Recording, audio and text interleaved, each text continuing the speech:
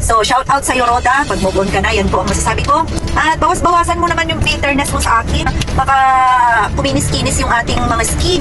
Kasi, pero in fairness, mas makinis naman yung mukha ko. Kahit pa paano, hindi naman siya masyadong stress.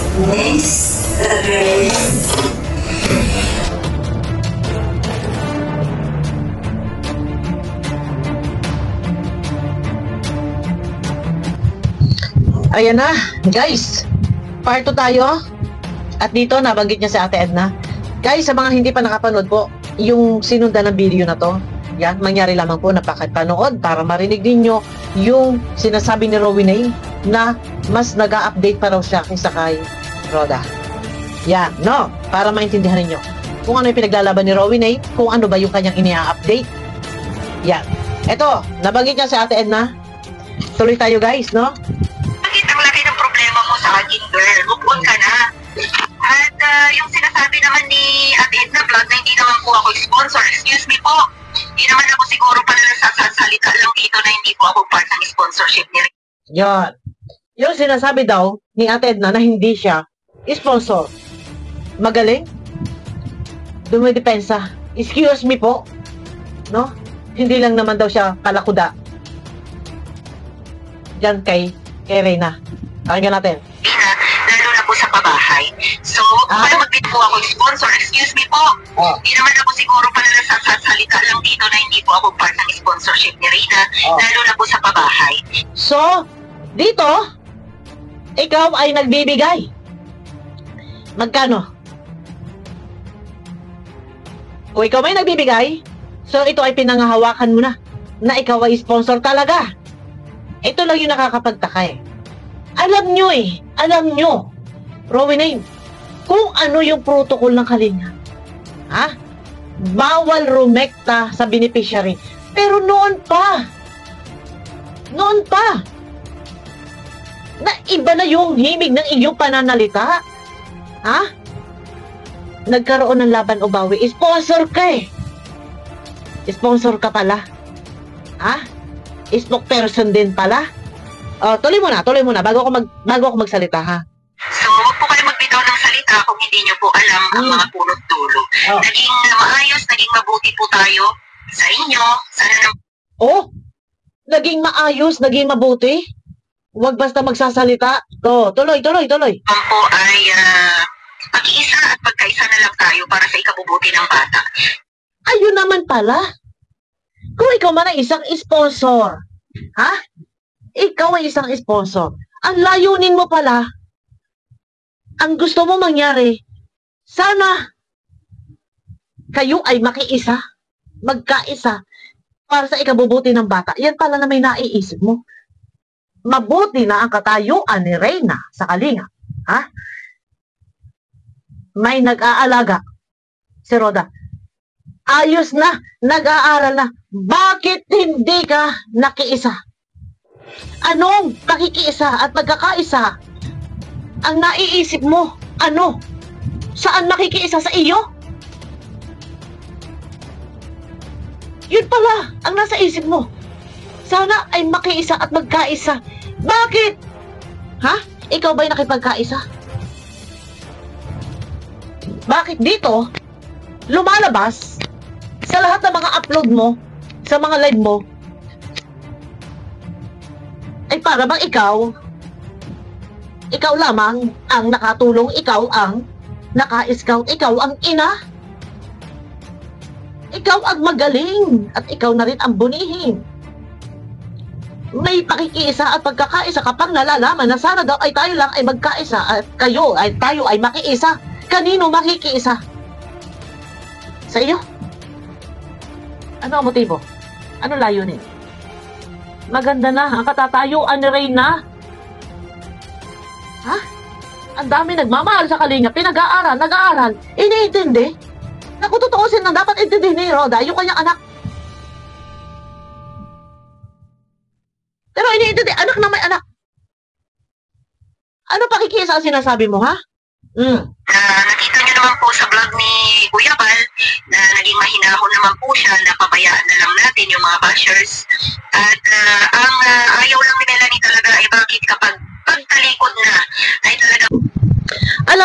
Alam mo, Rowena, kung bakit binaba si Ate Melanie? Dahil sa'yo. Sa totoo lang. Dahil sa'yo. Kaya nababa si Ate Melanie. Nung nasa Kalingap, si Reyna, hindi nababa si Ate Melanie. Dahil sa'yo. Isiksik mo yan sa sentido mo. Dahil sa'yo. Kaya nababas. Naku, hindi ka umentra-entra at nangingialam sa programa. Isang uri na pangingialam sa programa. Malinaw na wala ka ng tigil sa kaka-update. Nakuha na't lahat. Ang paalam ni Melanie, siya ang mag-aalaga. Siya ang magpapagamot sa Saintlo. Pangako na meron siyang mauutangan at yun sa paalaga niyang baboy. Pero bakit ikaw ang nag-a-update? Bukas, babalikan ko ang video ni Kuya Bal at itachap-chap ko yun. Yun ang re-reactionan ko. Bakit ikaw ang nag-a-update sa Saint Luke? Sa tingin mo ba? Ano ang iisipin ng tao kay Ate Melanie? Nakikipagsabwatan sa'yo. Kaya, huwag ka mag-expect. Kaya nababas dahil sa'yo. Na kung sana, hinayaan mo si Ate Melanie na siya yung magpagamot. Kung meron kayo maitutulong, ibigay ninyo. Siya ang gumalaw, siya ang kumilos. Pero bakit?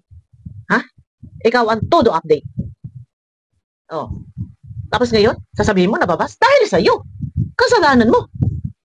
Kung si Ate Melanie man nagpapasa ng picture sa'yo, ng mga video sa'yo, marapat ba na ilabas mo dyan sa YouTube channel mo? Hindi mo ba naisip na dito uulanin ng panguusik pambabatikos si Melanie? Hindi mo ba naisip yung mga bagay na yan? Ikaw ang naglagay kay Ate Melanie sa alanganin kung bakit siya nababas dahil sa'yo. Naintindihan mo? So, napakaganda at nakapagsabi rin si Melanie ng kanyang saloobin although hindi niya nailabas lahat. So, pasalamat ka dahil hindi pa naisiwalat ni Melanie ang lahat-lahat. Hintayin mo. Hintayin mo. Hindi pa nagsalita si Melanie. Hindi ka pa nabubunyak.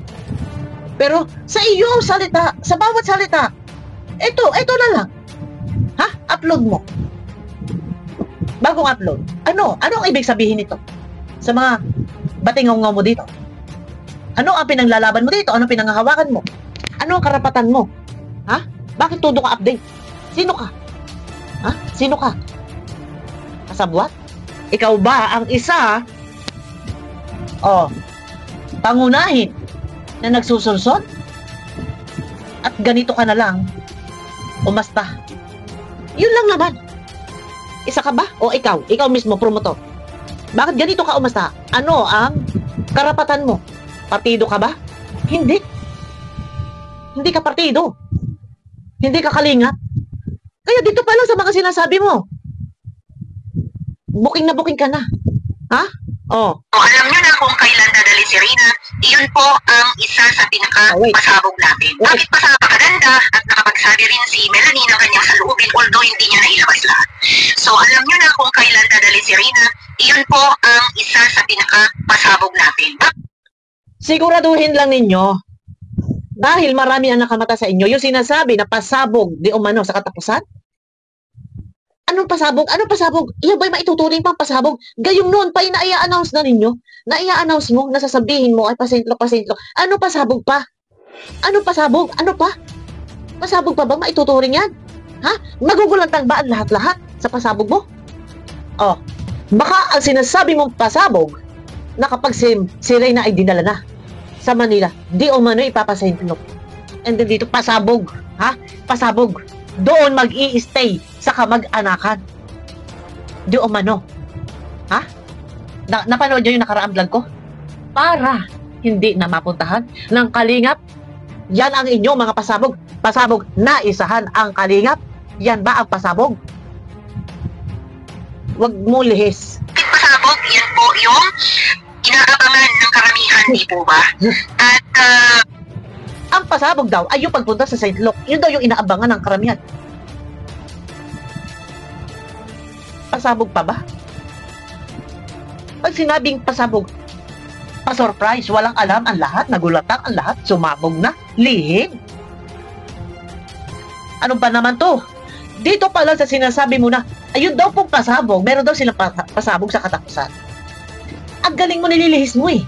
Ang pasabog, ayon sa aking sagap, si Reyna ay dadalahin sa Manila at doon ititira sa kamag-anakan para hindi mapuntahan di umano ni Kuya Bal at hindi ma-vlog. Dahil doon sa live ni Kuya Bal, nabanggit ni Kuya Bal, napupuntahan si Reyna para malaman kung ano ang sitwasyon. Ang sabi, meron silang pasabog sa katapusan. Nung nareaksyonan ko at naibulgar ko na si Reyna ay dadalahin sa kamag-anakan at doon titira. Ngayon, ililihis mo na naman, sasabihin mo pasabog. Yan ang pasabog daw. Yung pagpunta daw ni Reyna sa St. Luke.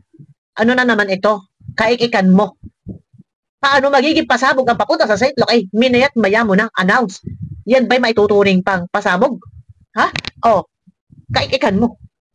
Ha? Nililihis mo. Huwag mo na linlangin. Binibilog mo. Ha? Binibilog mo ang mga viewers. Ginagawa mong kulangot. Ha? Wag mo linlangin. Ako pa. Kami pa. Sino maniniwala sa'yo? Nasasabihin mong pasabog daw, di o mano, ang pagpunta sa St. Luke. Paano pasabog yan? Anong klase pasabog yan? Pagpunta sa St. Luke, pasabog? Ay, naku, Rowena yun. Okay. Oh, may ads, oh. Kasi, content, ito yung sinasabi ko sa'yo. Ha? Content mo. Ano tawag dyan? Bakit may revenue? Gusto mo din kumita. Content araw-araw, update na walang katotohanan. Fake news, fully book. Oh, ha? At umaasa ang lahat na sana wala ng delay, wala ng harang, wala ng pagbabash ng kung ano-ano ba yan. Umaasa ang lahat na sana wala ng delay. Ano yung aeroplano? Ano yung hotel na fully book? Na delay, ang flight. Sana daw wala ng pagbabas. Hindi matatahimik. Hanggat nandyan ka, ha? Huwag ka na mag-expect ng katahimikan. Ha? Aksipin natin, ipag-pray natin na matuloy na yan sa katapusan. Otot mo.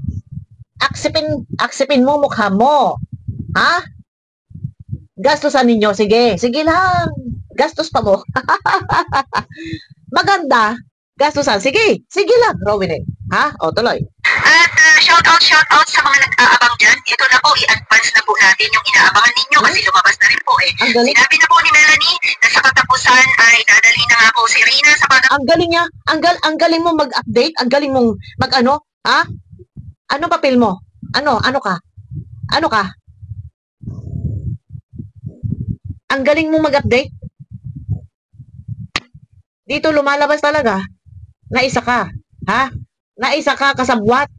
Oh, kala mo ba matatahimik kami? Hindi matatahimik hanggat nandiyan ka nagkukukuda, nagmamagaling, nagbibida-bida. Todo ka pa update. Hindi ka na ba nahihiya?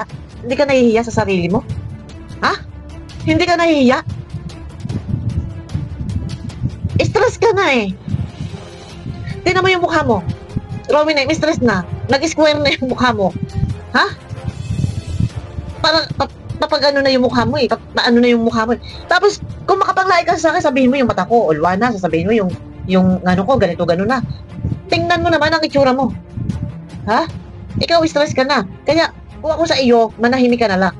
Huwag ka na magpara-update dahil sa kakaganyan mo, kakangak-ngak mo. Nalulubog lang lalo si Melanie, ha? At hoping po na kasama po dyan ang 1 million. So, shout out sa iyo, Roda. Hoping po nakasama dyan ang 1 million. Wala ang mga 1 million. Wala. Ha? Nasaan ang pabahay? Anong petsa na? Kailan o umpisahan yung pabahay? Di ba? Nasaan yung mga nilikom na pera na binawi kay... Ha? Para sa pabahay di umano. Di ba? Hoping nakasama yung hoping na nandyan yung 1 million. Nasaan yung 1 million? Gaano ka totoo? Sobra ka. Magbalita. Pero hanggang ngayon, wala. Ang mga pinapangako mong bahay. Sasakyan. Driver. Ano pa? Nasaan na? Nasaan ang driver? Ang dikotsihan. Nasaan ang 4 wheels? Ha? Oh. Pag-move on ka na yan po. Roda raw, mag-move on ka na. Yan daw ang masasabi sa'yo. Ikaw ang mag-move on. Ha? Sino ka? Ang lakas ng loob mo magsasalita kay Roda na mag-move on. Ikaw ang mag-move on. Ha? Dahil hindi titigil. Ako hindi ako titigil. Hanggat nandiyan ka. Ha? Hanggat nandiyan ka. Sino ka ba? Tapos pa mo-move on mo, mag-move on si Roda. Ikaw ang mag-move on. Ha? Sasabihin mo pa si Mang Kanor? Si Mang Kanor? Binilag daw si Reyna. Wala kang pakialam. Ha? Wala kang pakialam kahit i-vlog ng i-vlog. Pambihira ka? Ikaw mag-move on. Huwag mo sasabihin si Roda na mag-move on. Sabi ko, bawas-bawasan mo naman yung bitterness mo sa akin para kuminis-kinis yung ating mga skin. Ayan o.